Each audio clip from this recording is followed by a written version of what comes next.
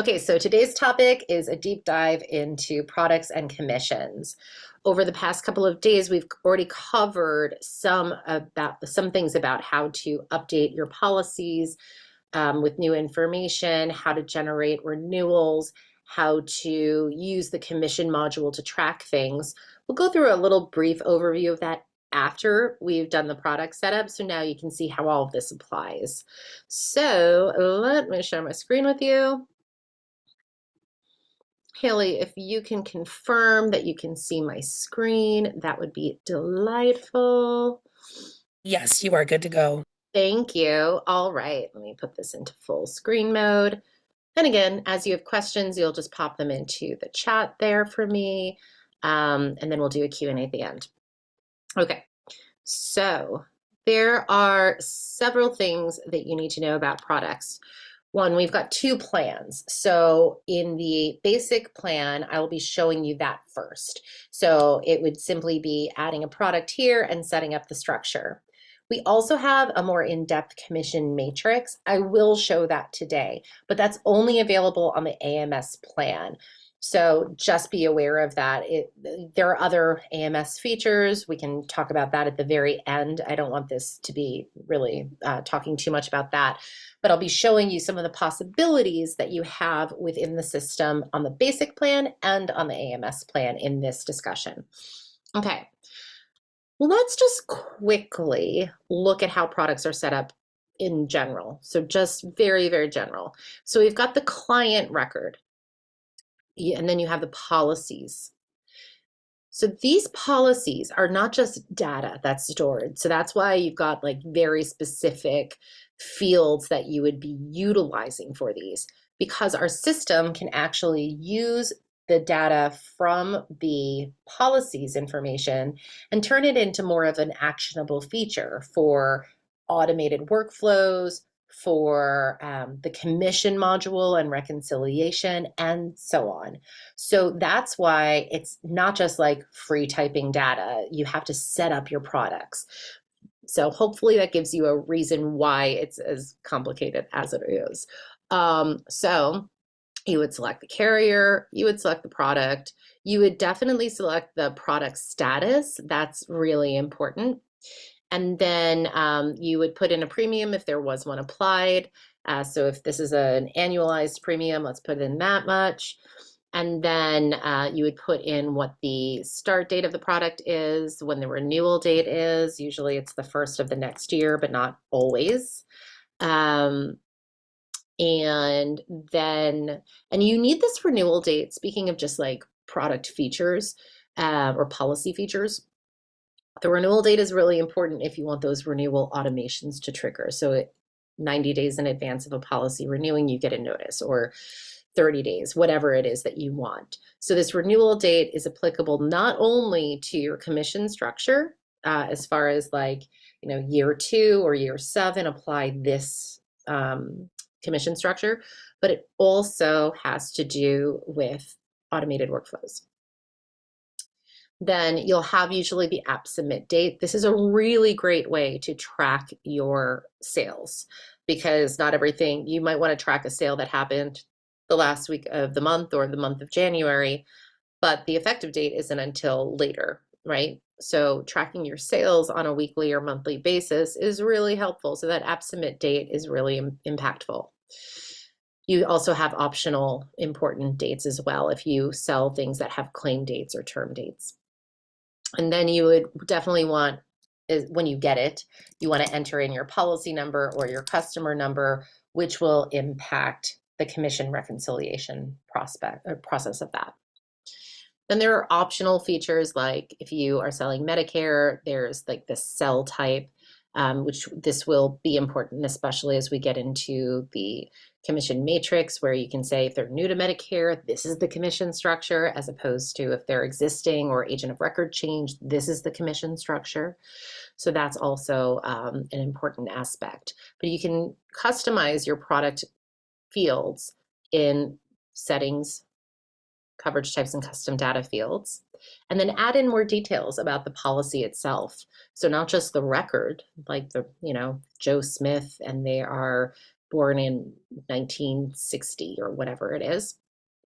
So that's all possible for you there. And then at the top or the bottom of this, you are going to hit save information.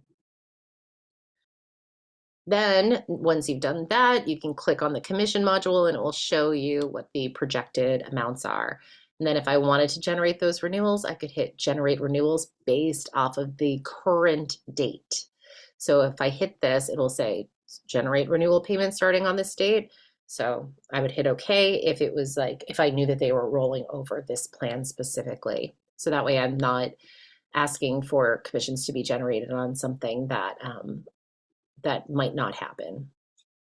Okay, I see a question. I will show you, Mary Beth. Termed date is just a custom field that you can add. So that is available for you. You can hit cancel there, go there. So if you want to add in additional information into these policies, we would go into settings, coverage types and custom data fields, edit. Then we'll scroll down to where it says policy. Policies, custom fields. Click. And this is where you can create custom fields. We have a couple of them now on the newer accounts where we have cell type in as a default. But if you, oh, I'm so sorry. This is specific to the custom fields. The custom dates are in a different location. My apologies. But you can add in as many custom fields as you want here. Like normal, but it's going to the product policy field. And then if you wanted to add in those term dates and things like that, you would go into settings, email columns, calendar, and other. Scroll down to where the custom date fields are. And then you're going to add in claim date and then set it to record policies only. You're not claiming against, the claim isn't against the person, it's against the policy. Whereas deceased is about the person, not the policy. Now the policy might get termed at that point, but the deceased date is applicable to the person, not the policy. So hopefully that makes sense. So both records and record policies, records only or record policies only. So for the claim date example, I would do the record policies only. Termed date, same thing. And for those of you who do group policies, another really nice custom date would be employee start date, again for records only. And then deceased date is a really helpful one, especially if you're doing Medicare or life insurance and things of that nature. We can go into it later, but there are ways that you can then utilize that information to track your policies and also track, you know, submitting, like sending out condolence cards a year later, like on the anniversary of somebody's passing, because nobody's going to want to receive any information from a life insurance agent other than the claim right then and there. So anyway, there are ideas that you can utilize for those kinds of features, which we can go into if people are interested later. But that's not what we're talking about today. So we can scroll down and hit submit settings once you've added in any custom dates. Okay, so then, oh, Poppy. Sorry about that. I usually work out of workspace on these sessions. I apologize. So for the carriers, we'll set up the carriers here. Add a new carrier. You can add as many as you want in a row, Aetna, Humana, la, la, la. And if they are already in the system, it's just going to ignore the duplication. So if I hit create, it will just ignore those duplicates. So the nice thing is if you've got a carrier list that's like super long, just pop it all in there. You can do that. Just make sure it's consistent, like Aetna is spelled properly, BCVS is spelled the same way. See how these have two different ones? Unless they're two different carriers, make sure it's consistent. So that way you're tracking the right information. Then something that some people don't utilize, but I think is really useful in the carrier setup, you can add notes, you can add information, contacts, and documents. Now, this is the really critical part of this. because if you enable the summary of benefits to be allowed for sending it as an email, that's really helpful for your agents. So you can organize it by, if the person has this policy, then this attachment option will show when I'm emailing out to them. And you can also just create campaigns with that information as well. So if you've got a mass email going out to all of your Aetna clients, for example, that can be part of the email. So a very helpful little part of it.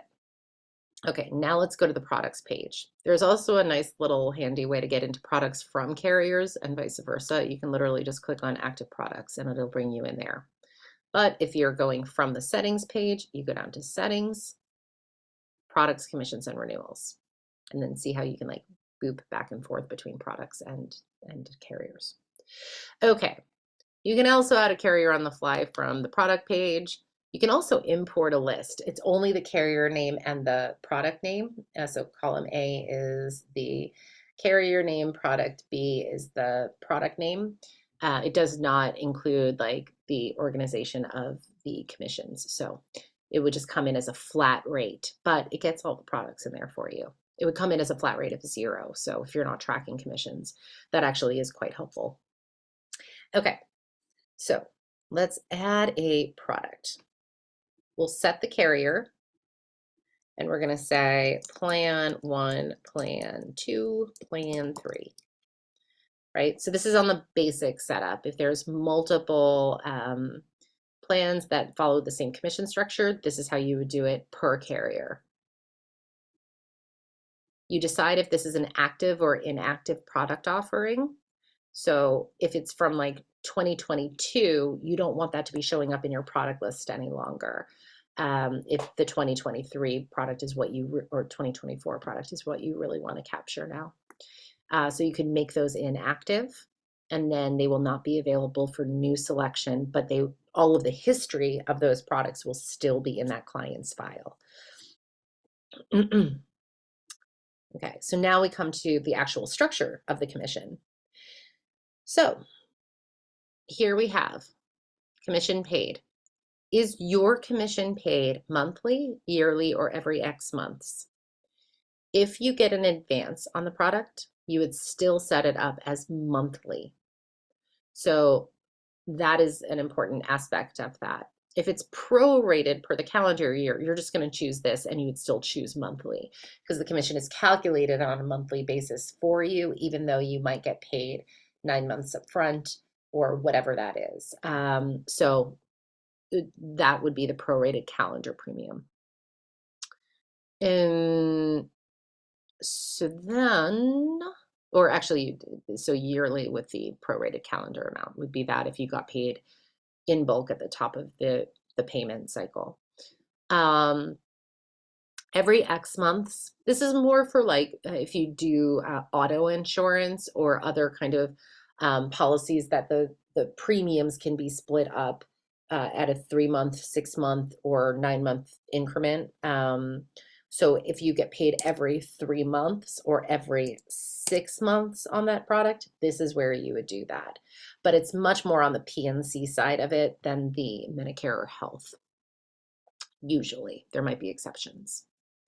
Also, I said this earlier before I started the recording, but I am not an agent. The use cases that I'm showing you are from all the client knowledge I have from you guys. So during this conversation, I'll be looking to get other examples from you of how you want to do your commission setups.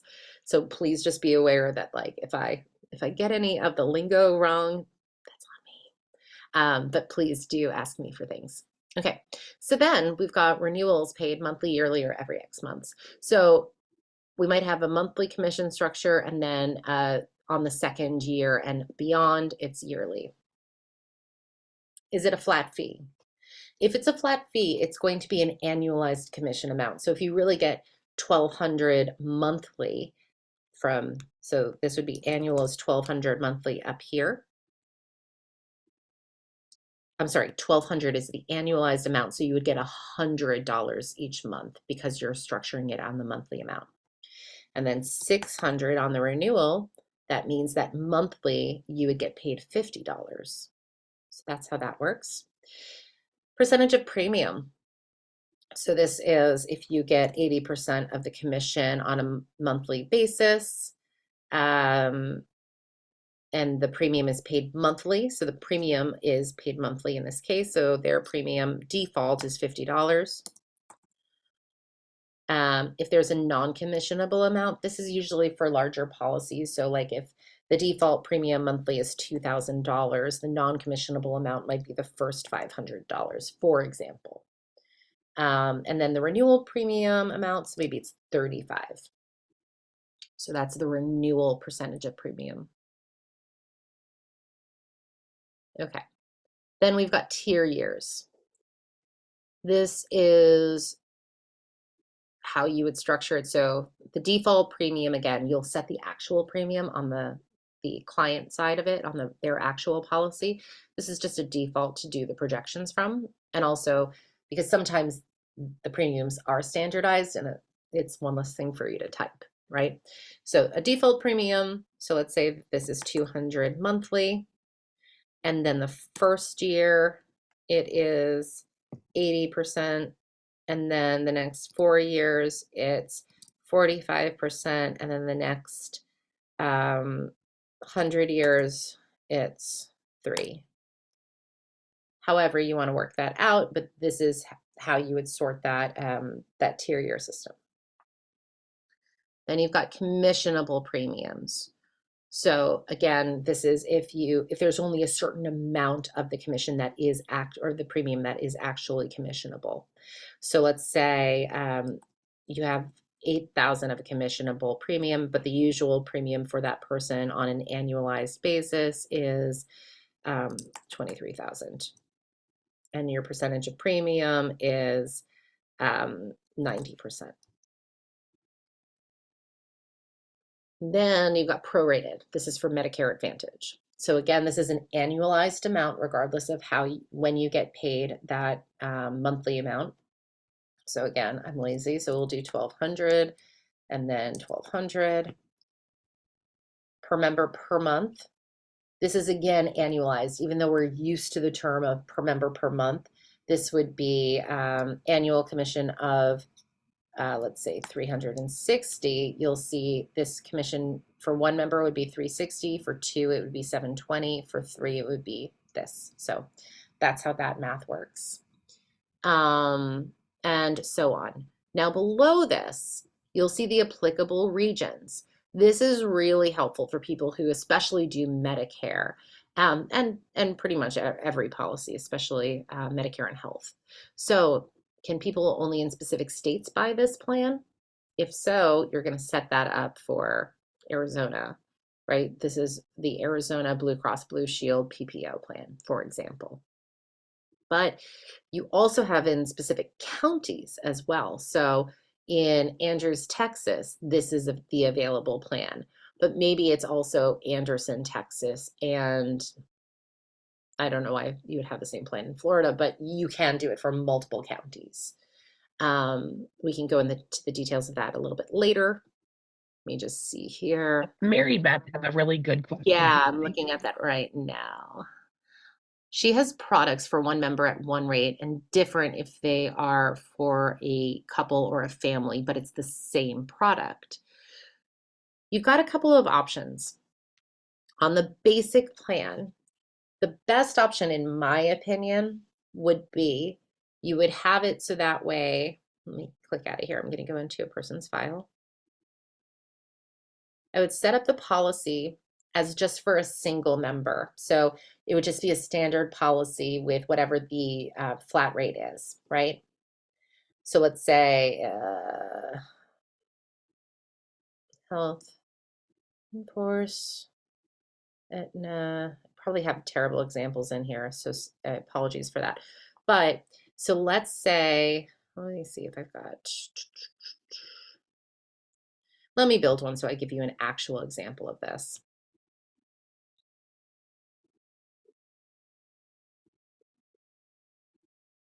So I'm going to do Aetna, a single or family plan, just so I can find it easily. Okay, Then let's say I get paid monthly, then maybe yearly, and then my flat rate for that person, because I assume it's a flat rate. So let's say that it's $20 per month, so that's 240, and then maybe 240 again. And then I'm going to save that. Now I'm going to go into one of my clients, into their policies. I'll add that policy in force. So here I've got that 240, but let's say that she does have another person on this plan. I would just hit override and then put in the new amount. So maybe it's 300. It's not double, it's just an additional amount. And then what you could do on this, on the basic plan, is have one of these, one of these product custom fields that says number of people on plan or number of people on policy. So that way you know why. And it could be either a typed in field or whatever you want it to be. So that way it's like, it's not just 1, 2, 3, 4, 5. It might be husband on policy, domestic partner on policy, whatever you want it to be. So that's how I would handle it on the basic plan myself. If it wasn't just exactly like per member per month, like $20, then $40, then $60, this is how I would probably do it, is just override that. Or you could put it in as a bonus if you wanted to. But I would probably just override the commission. Does that make sense for the way that you do business, Mary Beth? Yes, so you would do that on the client level. So I would set up the basic product for like just the one person amount. And then on the client's policy itself, I would use that override to put in the new commission amount. And then I would just track who else is on that policy in the custom fields within the product settings. Is that clear? Would that help you in your? Definitely. Great. Okay, good. Yeah, definitely. Thanks. Yeah. Sure thing. And my advice would be on the basic plan, and I'm going to show you the commission matrix and how you would handle that now on this, but you would go into settings, then you go to coverage types and custom data fields, into that custom policy fields, and then have something where it says other members on policy. Add that. I probably put that. Is there such a thing as a drop down or to say single spouse? Yeah, you can absolutely do that. So you can create a drop down up here, and it's going to be called people on policy. You could even do a multi-select now, which is kind of cool. So then I'm going to do people on policy. I'll add the values. The new record is going to be spouse,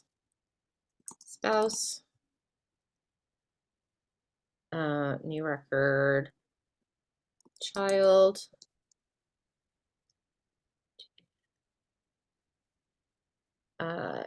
and trying to think Emily. of like other other, we'll just do other because I have no thoughts any longer, and then maybe like domestic partner, like blah blah blah, just so that way you get the terminology right. And now what I can do is go back to my coverage types home.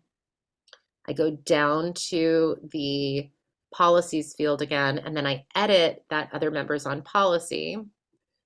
And instead of it being text, I now have that people on policy drop down, and I save that. Great. That's what I need. Yep. Okay, good. So I now, haven't figured out, I'm trying to do commissions this year, but can't figure out, definitely by the way I'm putting it in now, how it would ever know the difference. so see how I can do the multi-select now? This is a new feature. So other Oh, members yeah. on policy, and then you can say spouse, child. And then I would also encourage you to create records for those, the spouse and the child, and link the records together. That's also a very helpful thing. Okay, let's see though, with the same example, how we could do that within the commission matrix, because this is again only on the AMS plan, but I do think it's really helpful. So if we did have that kind of single or multi-person rates, and then you could select which products it would apply to, right? Then you're going to say, am I getting paid monthly and then yearly? Is it flat fee per member or tier years? So if we do it as a flat fee, I can now manage the criteria, and I can use that product custom field that I just created to say other members on policy. So here, if it's just the self, so we would need to have only self in that example. So I'll put other as only self. So that annual commission, if it's only self, would be 400 and then 250.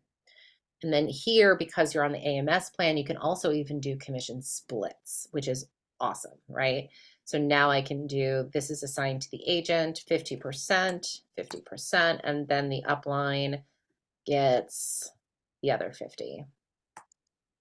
Can you get accurate commission system without the matrix? Yeah, absolutely. I mean, doing it the way that I just showed you, but this is Right, before. Mhm. this is just another way to do it. If you do have the AMS plan, I would do it this way.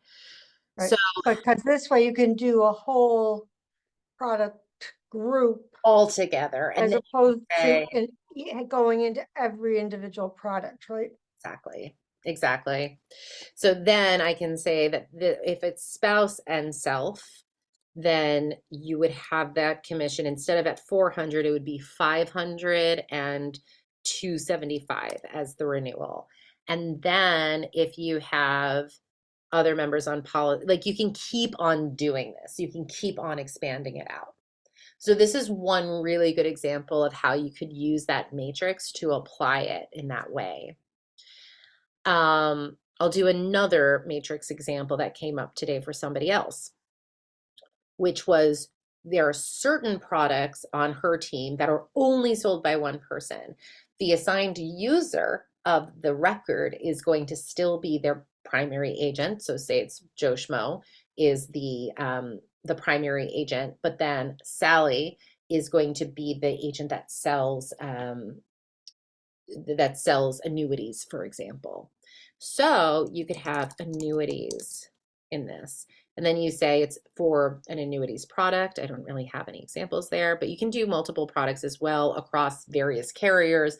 That's also going to come into play a lot with MAPD products, which are very standardized per state, usually at least. So I'll show you that in a moment. But for this example that came up today, I really liked the commission matrix for this solution. So for annuity products, you would set it up however that's done. I'll give a tier year example in this case. You can notice that you can prorate the first year if you want to on this commission matrix. And you can also do flat commissions as opposed to percentages. So I'll do it as, so 200 premium monthly, and then year one, oh, I've got to manage the criteria. So I could select it as an effective date is also part of the criteria. So this year, for any plan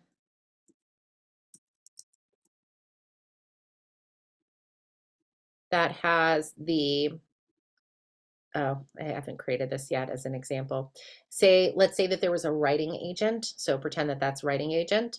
Then I could say for that person, so Sally Smith, in this example here, year one, she would get paid whatever this amount is, so 70% of commission, and then years 4, she would get 35, and then another 5 years, she would get 10%. Then instead of it being 100% assigned to the agent, I would assign it to a specific agent. So let's say it's Sam Smith gets 100% or 80% or whatever that percentage is of their commission split, right? So that way the writing agent is actually getting it rather than the assigned agent. So this is a really great example of how you can utilize this in a writing agent format. While we're on that topic, let me show you how you can do that. So very similar to what we just did for the example of other people on policy. We can go into coverage types and custom data fields, again in settings. We can scroll down. Well, first we would need to create the writing agents. So writing agent. I would not do a multi-select for this because you can't multi-select. The splits would not make sense. So here the values are going to be Sally,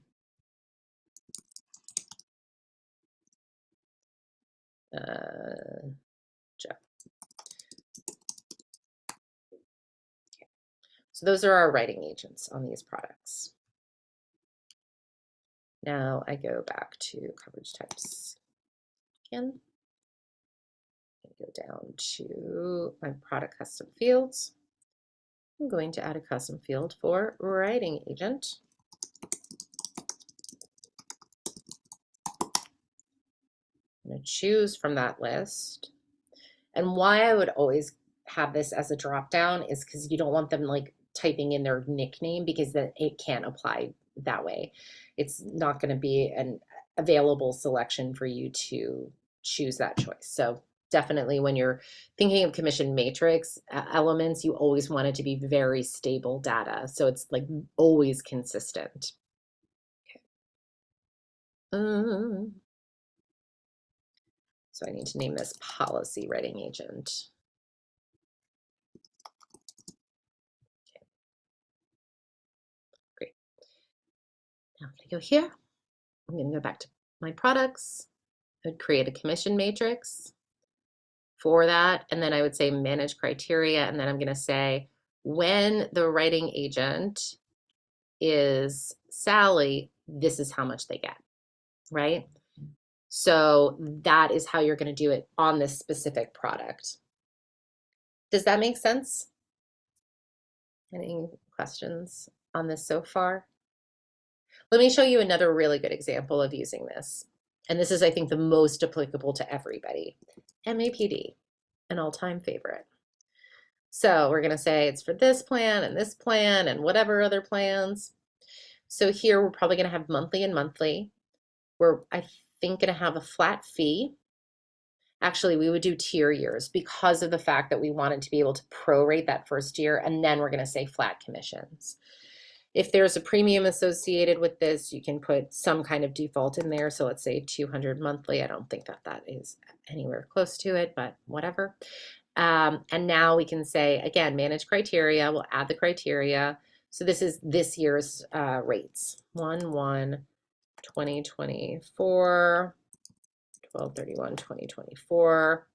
You can add the criteria of cell type. So if they're new to Medicare, year one, it's going to be 6/11, and I'm going to prorate that first year. So if they sign up in March, it will be, divided by 12 minus 2 months, right? Then for the rest of the policy, so let's say 50 years, being very overly hopeful there, it'll be 3/01. And then again, you can do the splits of, let's say for the assigned agent, they get 80% and then 50, and then for the upline, they get 20 and then 50. Okay, now we can manage criteria for the effective year previous as well, or in the future. So next year I would come in here, and then for 2025, 12/31/2025, add the criteria of custom product field, new to Medicare.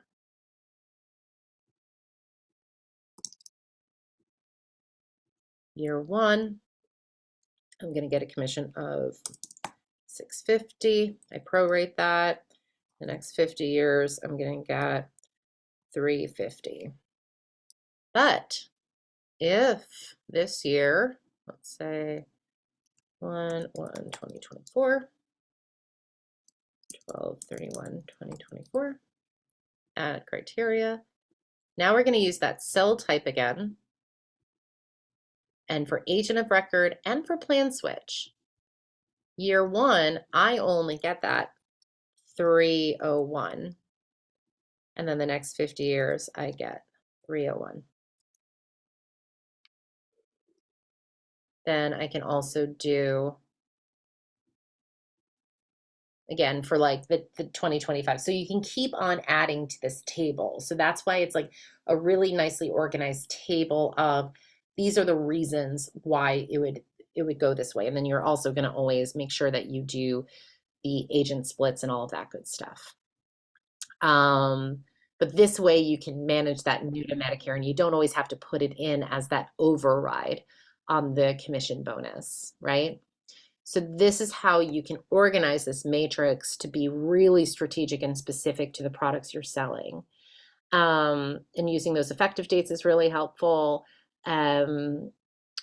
Using those custom product fields. Another example that people have done, I'm just gonna remove this row, see how I can also remove all these things if I wanted to. I would not remove it once you apply it to a product. Your policies are going to get messy. But let's say I wanted to do riders. This came up with somebody. So we created a custom product drop down for riders. So we can say for accidental death, this is the rate. Or for accidental death plus child rider, this is the rate. So I could keep adding those columns for each rider for that policy. So that's another way that you can utilize this commission matrix. Are there any examples that people would like for me to show or to address? I think Mary Beth's one was excellent. And I love that example because there's a solution for it on the basic plan and on the AMS plan.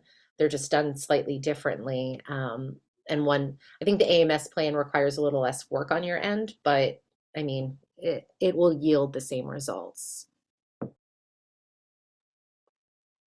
As a single user, this is Mary Beth, to add this complex structure, which would be extremely helpful to me, that jumps me up a lot for the monthly premium for that convenience, correct? Yeah, so the AMS plan has a multitude of features, and that's why it is a price jump. But for a single user AMS plan, it's $78 per month. But that also has like customizable record types. It has the full VoIP features, like a ton of other things. And you and I can discuss that often. Right, of course, separately. Yeah. Yeah. But just know that like it's all functional within, it's just what value you're gonna get from this. And the good thing is you can kind of test this and be like, okay, great, I've set up these products. Like I set up at least one the way you think it's going to work best for you. Try to play around with it. And if you're like, I really just want to use the matrix, then you can upgrade. The other really nice thing with the matrix is you can apply so many multiple products to it. I think that that's like one of the key things we solved with this upgrade was that MAPD kind of crosses over, like that payment structure is going to be very similar for several carriers. So it's not like, it's 301 and then it's 701 somewhere else with, so this just allows you to apply it to multiple products at the same time, which I think is very valuable. Okay. Keep on, feel free to raise your hand or just unmute yourself since we're not that big of a group right now. So you can definitely let me know what questions you have. But then just a recap of what we talked about the other day. Once you have set up your products and now your policies have all the right information in them. So by that, I mean, making sure that at some point before you start doing the commission statement imports, you need to make sure that you either have the policy number or the customer number provided by the carrier. If they're If you only get one from them, I would put it in both places. That would be my advice. But if you get both, then put the policy number and then the customer number in. That's important. The other really important thing is renewal date. So once they confirm that they're going to renew that product or it rolls over, make sure you update that, because otherwise the commission will not generate properly, because it's going to be like, well, year two never happened. So the system doesn't know that it rolled over.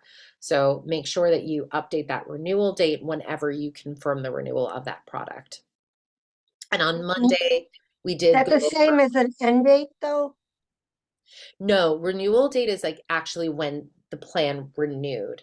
The end date would be a term date or something like that. We don't have a stop on the policy date. So there's not a stop on the commission unless you don't renew it. So renewal date is like when you anticipate them renewing, so that way you can mark it against the renewal date for them for, like, policy updates. Or it is that they've actually renewed, and then you save that, and then you generate the commission for the renewal year by hitting generate renewals and then hit OK. And now it's going to have that renewal amount down here. So that's how those new calculations would come in that way. So a recap. So, entering in the policy details accurately is critical, especially adding in that renewal date at the very least when they do renew it. And then you can go to the carrier commission import here, import the file to reconcile it like we covered yesterday. And then afterwards, you can go to that revenue report, generate a revenue report for that carrier for that month. So last month for CT Care. Wait, I just did something wrong. There we go. You would run that report. It would give you the projected amounts, and then you could export it for the exact amounts that were expected and then that were paid. So that's how you would do that. I think I have this month. Yeah. Question, Mhm. if I have all my clients in their products, yet I have no member IDs or policy numbers, is that something that can be downloaded into those fields? Kind of. We kind of covered this the other day. I would say, yeah, you would run a saved report based off of policy updates. So you would kind of create a report for your existing products that you already have. And we don't have enough time right now to go into that Hey, whole you don't have thing. to. I can do it with you separately. Yeah. But also I would just look at that video because I cover this like for that whole Okay, hour. great. Yeah. Great, I will. But you can generate that report, and then you can go in and edit it and just pop in the policy number, pop in the policy number. And I also cover on that Monday session, then going into the clients, import clients, you scroll down here and you update the existing client policies. So that way you can update the policies with those policy details from that report that you've generated. You will need to go manually into the Excel file or the whatever the spreadsheet program is that you use. You'll go into that file and have to be like, okay, great, this person is whatever, and then you just type it out. So that would be something that you would need to figure out for yourself. If you've not been tracking it at all, I think that that's the fastest way. If you have been tracking it, what you can do is go into commissions and then see who's missing their policy information. So if I go into, I'm going to just browse for a file real fast. Here we go. I save and analyze it. It's going to try to find the matching member numbers, right? Hopefully this looks familiar to some of you. So let's say, let's see if there's anything. See how this row doesn't have a matching one? So if there are people that it mostly matches with, this is really helpful, because then you can say, oh, who's this person? Oh, I don't have this policy number in for Holly Norton. You copy this, and then you can go in, edit her product, add that policy in, and then that's how you can kind of use this little commission import statement to see who you're missing the policy or the customer numbers from. Does that make sense? I just, when it gets into create this file and then bring it into something else, that's an area I'm 100% lost in. Okay. But I'm a quick learner, so. Yeah, you are. I would say I'll pop into the chat the link from Monday's Okay. recording session for you. Review that, and then I'm happy to help you, especially if Okay. you join a work session. I can guide you through that. Sure, Yeah, so we can always talk through that, but watch the video if you have the I patience will. for it. It was actually a much tighter presentation than I thought it was going to be. I was like, this is going to be forever, and it wasn't crazy long. I'm going to stop the recording now unless anybody else has any other questions that are more general, and then I can open it up to other specific questions. All right, let me stop the recording.